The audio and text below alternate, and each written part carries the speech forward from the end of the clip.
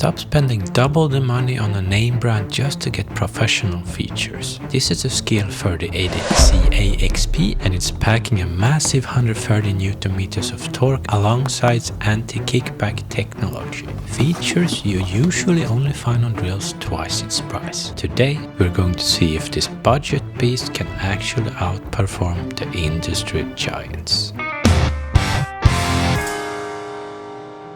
So why did I pick this up? For the past year I've been using the Skil 3011 on almost all my projects. I've been honestly impressed with it, especially considering I only paid 499 Swedish kronor for a kit that included a battery and a charger. And they even threw in an extra battery for free. Talk about a steal. But the 3011 has one major flaw that has been driving me crazy, the chuck. It doesn't have that final locking click, so it tends to loosen up during heavy work. I've been wanting to see what Skil's high-end XP line could do. So when this 3080 CA went on sale for 1295 Swedish kronor and came with another free battery charger deal, I had to pull the trigger. One thing that really bugs me about Skil though, why? The packaging. Look at this. This is the Parkside Performance Impact Driver. I got this for just 399 Swedish kronor, and yet it comes with a solid professional hard case. Skil gives you a cardboard box? When you're paying for the premium XP line, you'd expect a proper way to store it. A small detail, but at this price point, Parkside is honestly putting Skil to shame when it comes to the extras. Anyway, let's open this box and see what's inside. I actually did this already once, took everything out, and then I forgot to push the record button. Oh, no. So this is take two. First off, we have the manual. It's a lot of useful information. I think I'll have to check this out later. And then we have this large handle. Feels great. Pretty high quality. Some steel pieces here and plastic and rubber. Let's see what's more. A bag. 2,000 years later. Belt clip. Screw to attach it. And then this double-sided bit with a Phillips 2 and a flathead. And next, a quick tour of the drill.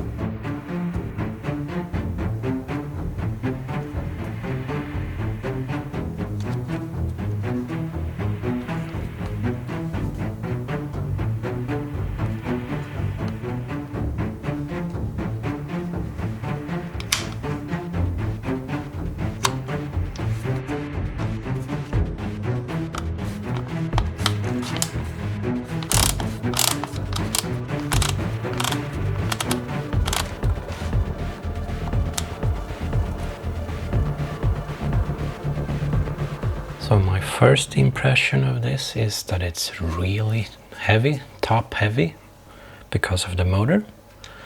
And it's coated with a lot of rubber. And it's, I don't know, it's very slippery. So if you compare it to this one, you only have rubber here, and it's not slippery at all. But sure, I've been using this for a few years now, so maybe that's the thing. I just have to wear it down a little. Let's check how much it weighs. Almost 1.4. 800. And I can really feel the difference. So some information. The chuck is a 13mm keyless all-metal chuck with the locking function. The motor is their digital brushless version. It's more efficient, stays cooler and delivers a massive 130 Newton meters of torque. And it has 2 gears, 23 different settings, and it has anti-kickback. Inside this housing is the electronic brake sensor, and for a drill this powerful, that's a lifesaver. And this light is pretty amazing. It's not just a standard light, it has 2 settings, including a high intensity torch mode that stays on for 10 minutes if you need to light up your workspace, or a low mode that stays on for 10 seconds. But let's see if I turn it on. It does not have any automatic function, I think.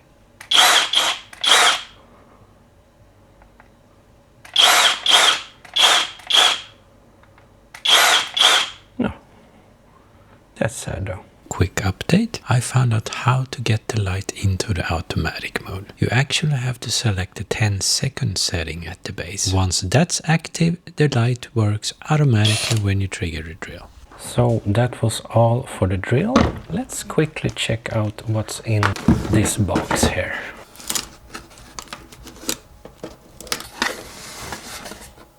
A battery, power cord 20, 2 ampere hours. This is the BR1E3107AA, made in China.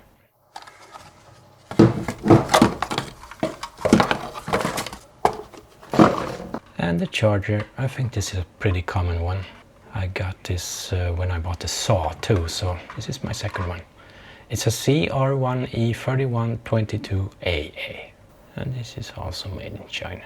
Before we go into the testing, I want to try this handle thing. It looks like you put these claw things in here.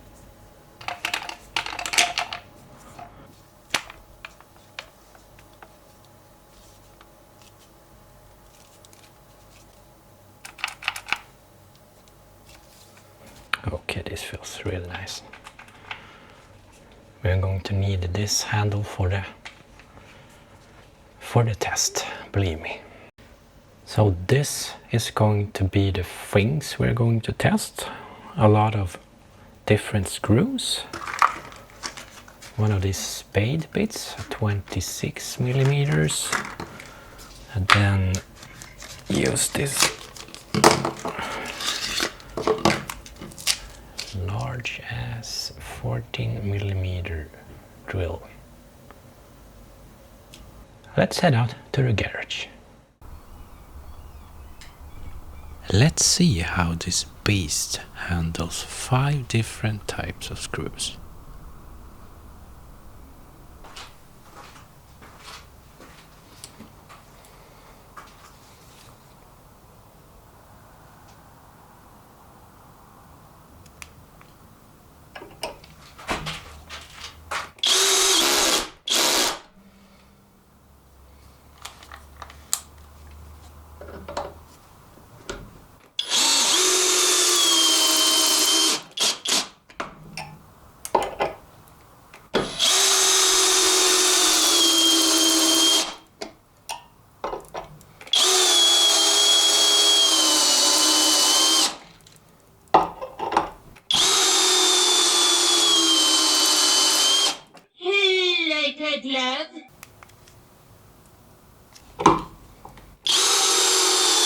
Nope.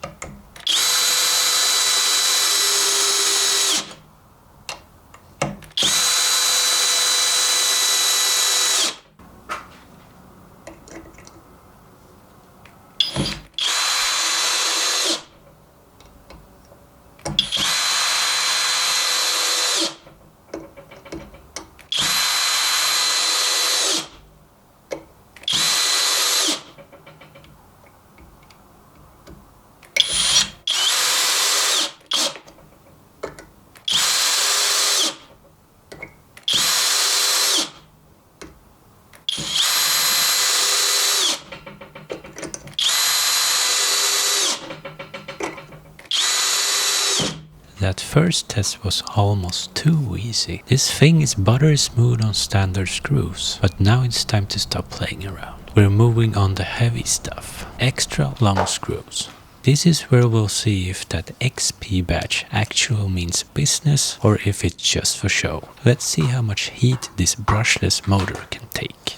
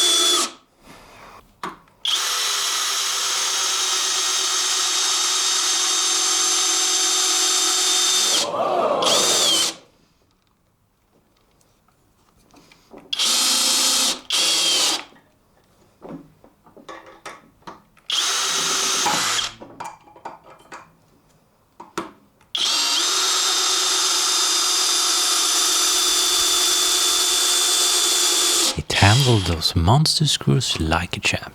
Now, let's switch to drilling. We're testing a 14mm metal bit and a 26mm spade bit to see if this 130 Nm torque actually stays strong under pressure.